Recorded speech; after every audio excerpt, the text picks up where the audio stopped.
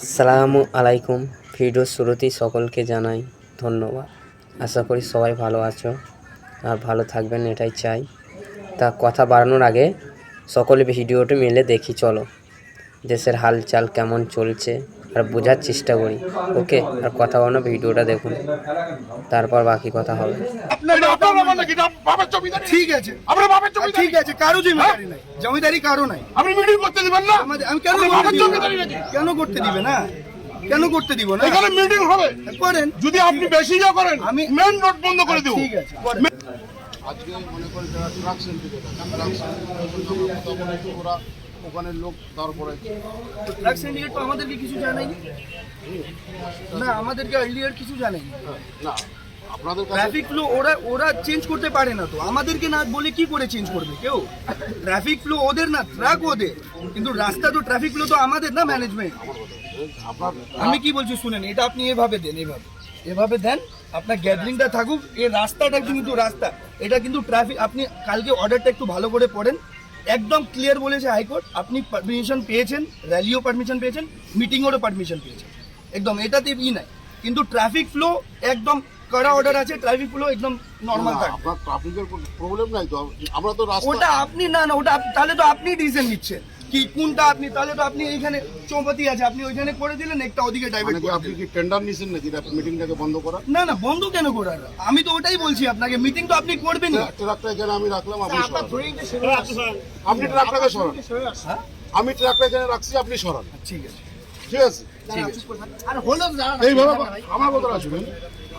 মেকলিগঞ্জে এই প্রথম হলো হাইকোর্ট থেকে আমাদের পারমিশন নিতে হবে। হাইকোর্ট থেকে পারমিশনের ব্যাপার না, মেকলিগঞ্জে এই প্রথম হলো, এটা আপনার দ্বারাই হলো। ঠিক আছে, শুনেন,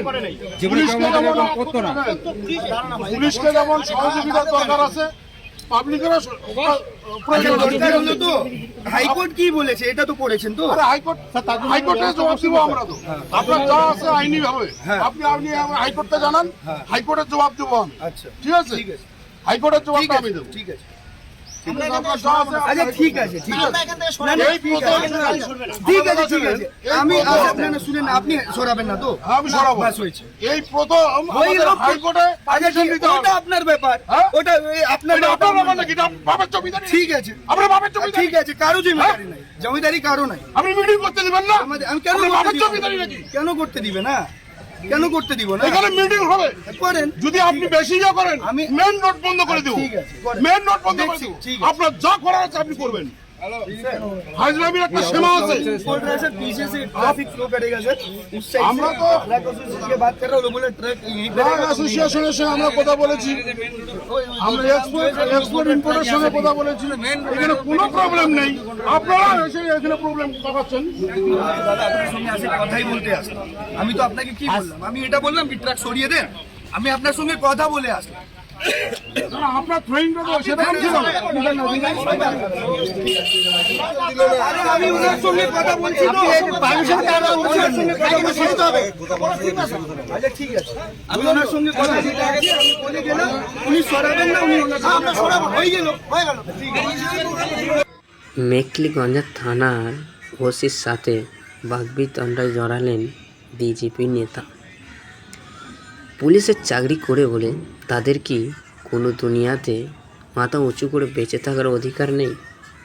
কিছু কিছু রাজনৈতিক নেতারা তারা মনে করে তারা এতটাই সম্মান ও এতটাই পাওয়ারফুল হয়ে গেছে, তারা এমনকি তাদের এই দুনিয়াতে যত পুলিশজন আছে তাদেরকেও কোনো রেসপেক্ট করে না, তাদেরকে তারা ধমকি দেয় এবং ফুল পাওয়ারের সাথে কথা বলে। এই যে ভিডিওটাই দেখলেন, কীরকম বাবা তুলে গালাগালি দিচ্ছে বলুন তো? একটি সাধারণ পাবলিককে যদি কোনো মানুষ তাকে গালাগালি দেয় বাবা তুলে, তার সাথে সাথে মাথা গরম হয়ে যায়। কিন্তু এর আইনে হাত বাঁধা, তাই কোনো উপায় নেই। বাবা তুলে উল্টো পাল্টা কথা বলছে, তারপরেও কোনো সরকার এদের বিরুদ্ধে কথা বলে না। এটাই এখন দুনিয়ার হালত হয়ে গেছে। তা এখানে যেটা বোঝা যাচ্ছে, এমনকি তাকে চ্যালেঞ্জ করছে যে আমি ট্রাক্টরটা এখানে রেখে দিচ্ছি, আপনি সরিয়ে দেখান। হ্যাঁ, এটা কিভাবে সম্ভব?